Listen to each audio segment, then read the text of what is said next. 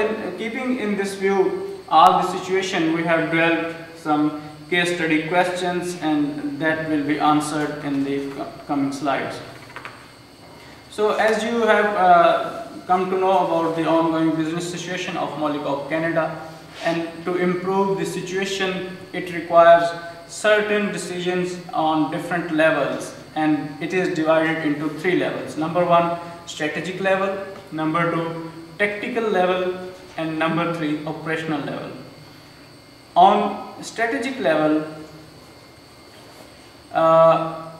it needs to identify an appropriate level of supply chain integration that would allow Scar Metals to cope with the current challenges posed by the global economic meltdown, and would allow their downstream subsidiaries like Molycop to run sustainable operations in the long run.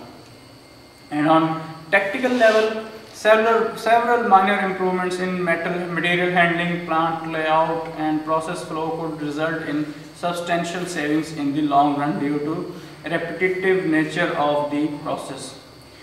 Furthermore, in light of constantly changing fuel prices and the environmental impacts of the different transportation modes, analyzing Molycop's existing transportation strategy of utilizing 50-50 split between railway and trucks transportation, and identifying a more efficient strategy for shipping the steel bar from Edmonton to Kamloops may be another area of potential cost improvements. And the third one is on operational level decisions. So the following areas require some decisions to save the cost and set up time. Number 1, to reduce up changes, time losses, and number 2, to review the inventory holding costs for reduction. Well, the same situation can be highlighted with cause-effect diagram, and this cause-effect diagram shows that the main problem faced by Molycop Canada is ongoing business process, and its main contributors are downstream position in supply chain of Molycop Canada, its ongoing economic crisis, and all-time high cost of production. As we have already discussed, that the all-time high cost of production is due to cost of steel making materials, iron ore, coke, scrap gas, coal, etc. And the other one is international market competition, as all these contributors are causing the ongoing business crisis of Molycop Canada. So with some work and with some brainstorming, we have developed a few ideas for improvement of the ongoing business crisis of Molycop Canada, and hopefully this is the initial step, and maybe enhanced, maybe extended by the other researchers also. So as we have already discussed that the factors necessary for survival in such a volatile marketplace are number 1, controlling the supply chain sourcing, and number 2, running cost-effective operations. So keeping these 2 factors in mind, we have developed as that first of all, as we know that the transportation of material through trucks is comparatively more costly as compared to from rail, and currently Molycop operations are running at 50-50 split between railway line sources and truck sources.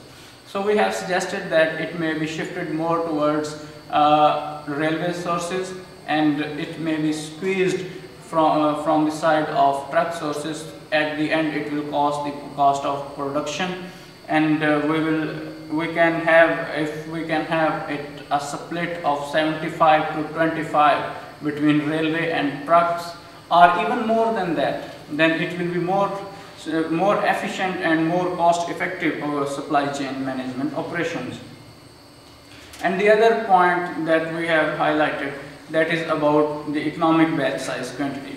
Since the demand in the present market, demand of Molycop's product is very volatile, and we can't use all the previous calculations in the present situation.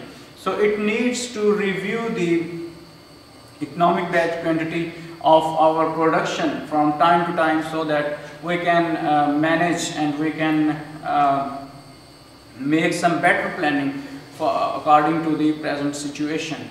And this will at the end will save our cost and make our operations more effective and more cost efficient. So in the second part of our presentation, we will be having a Word file that is about Molycop Canada in detail.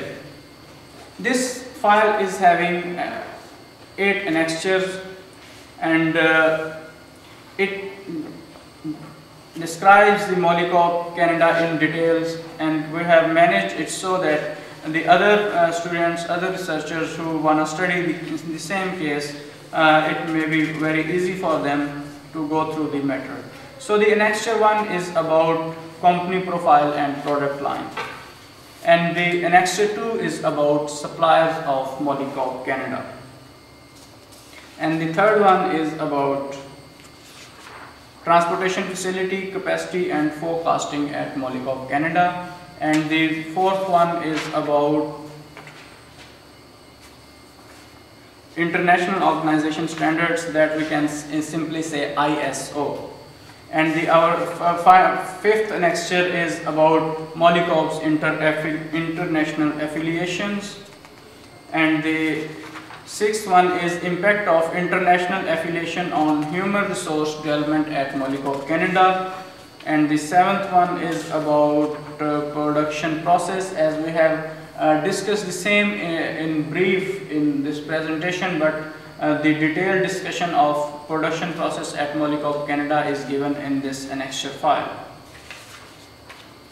And the final one, the eighth one, annexure, is about environmental footprints of the metal industry, and especially the discussion has been done with reference to Molycop Canada, and I hope this the same details will be able to give very good information and provide all the necessary data documentation about the Molycop Canada, and we hope this was a proper presentation, and with some good brainstorming it has given some ideas for improvement in Molycop Canada. Thank you very much.